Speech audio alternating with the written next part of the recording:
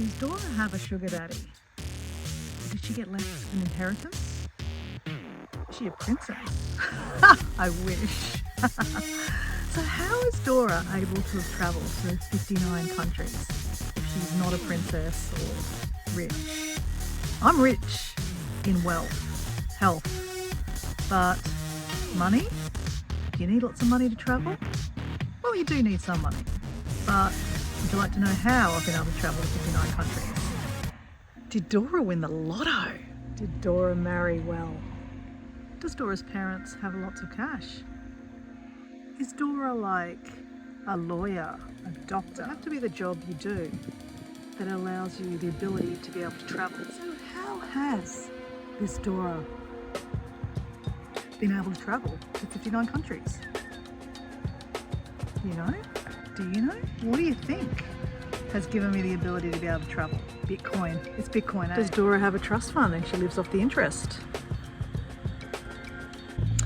So I'm going to drive home and then I'm going to tell you the story on how I've been able to travel to 59 countries and how I will continue to be able to travel. It's a trick.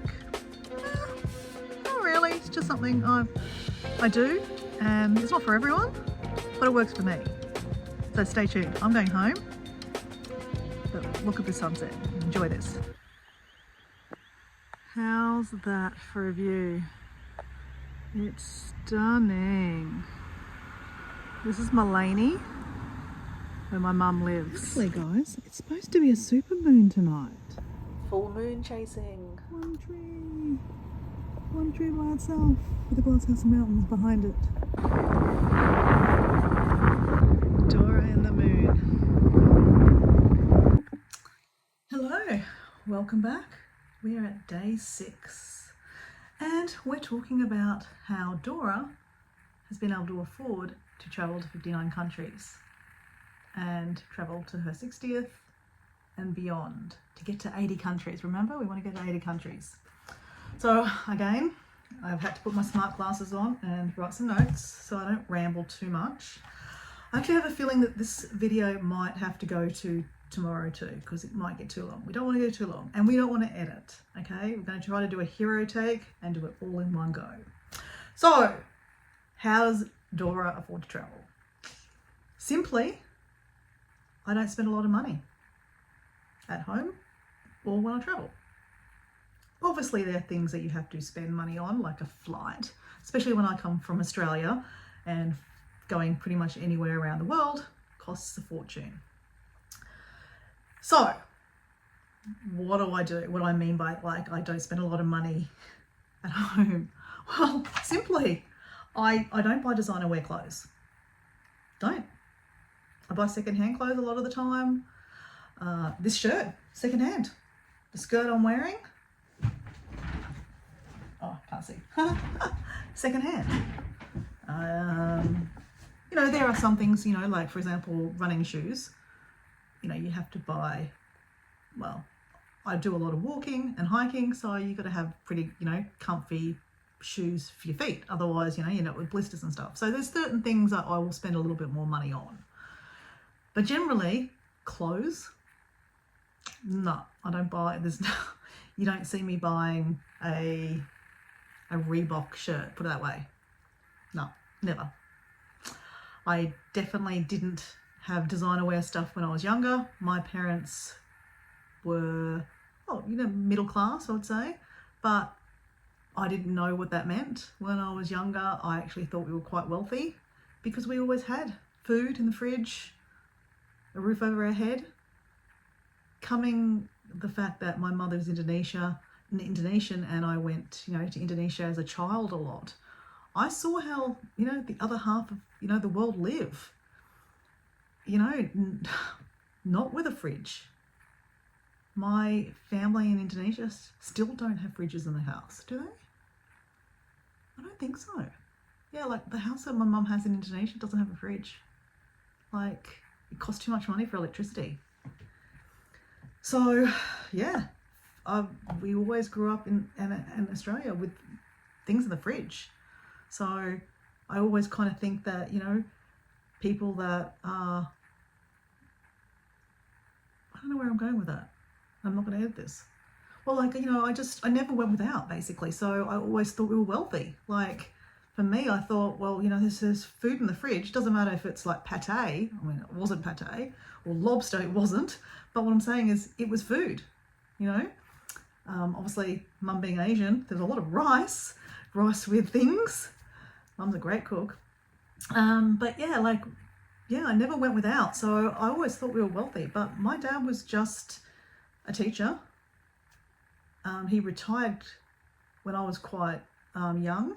So my dad was a pensioner pretty much most of my life. So there wasn't a lot of money. And my mum was a restaurant manager and, you know, ran different restaurants. So she, again, wasn't huge money, but we never went without. We always had, you know, clothes on our back, a roof over our head, and food in the fridge. So I always thought we were wealthy. It wasn't until I really grew up and I realized that, wow, my parents aren't, you know, wealthy. Our house is not that amazing, but I didn't care because it was a roof over my head. So that probably instilled with me that I didn't need a lot of things. I mean, yes, I might have things now, but I didn't need or want to buy the best of everything. Like when I first bought a car, I just got a $2,000 car. I actually had a car for 20 years. That was another saving I got because the jobs that I had, I was a sales rep and I worked for employment agencies and training companies where they all gave you a car. So I didn't need to buy a car. So my car was always, you know, in the driveway. I drove it every now and then, but I had a car, a work car. So in between jobs, I always had a car, but I never bothered to update it because I thought, why? So that was lucky, just the way that I worked, that I didn't need to buy a car. So again, even when I first went into self-employment about 6 years ago, I had that same car and I didn't update it. I thought, why? It doesn't cost much to run. And yeah, it worked. So I didn't update it. I then eventually have updated it. But yeah, it took me about 2 years of self-employment and thought, okay, now I deserve to update. So yeah, there you go. That was a wham. But like, I don't get my nails done. Like my nails are painted and fallen off nearly. They're not fallen off. I mean, like the paint has nearly come off them because I just use an organic nail polish that I bought from the health food shop and it comes off quite quickly. So I don't go to the nail salons and get the fake nails or pay for the nail polish and all that kind of stuff. No. Or fake eyelashes. Got my own eyelashes. I don't get my makeup done or my hair done. I mean, I might get it cut, but I don't go to expensive hairdressers. Just not my thing. And no ill feel because, you know, you guys do that. That's up to you. But for me, this is how I afford to be able to travel. Looking at my notes. I make my lunches. Yeah, that's another thing. So I make my lunches, literally. So with my job, I go out to a lunch a lot with my clients. I bring my lunch. Yep. Don't buy coffee, don't smoke. So that saves me money. I drink tea. I take a cup of tea with me in the car and work for work. This is a big one. So in my early 20s, my first big trip was to Europe, solo for 3 months.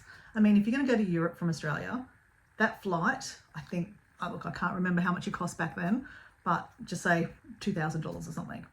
That was a lot of money for me, like a lot of money. I saved a long time for it. And if I'm going to go for 1 week, it's still going to cost me $2,000. If I went for 3 months, it's still going to cost me $2,000. So I saw the value in going for longer. So I always had 2 or 3 jobs. Yep. In my 20s, I worked, this is the time just before I went to Europe. I was working in a shoe shop full time. At night time, I was working at a supermarket doing night fill. So I would get home at about 2:20 in the morning, sleep, get up at like 7:45, quickly get ready and drive to work, and I was at work by 8:30. That's how I did it for a long time. On my day off, I had another job as a merchandiser, so I had only one day off a week.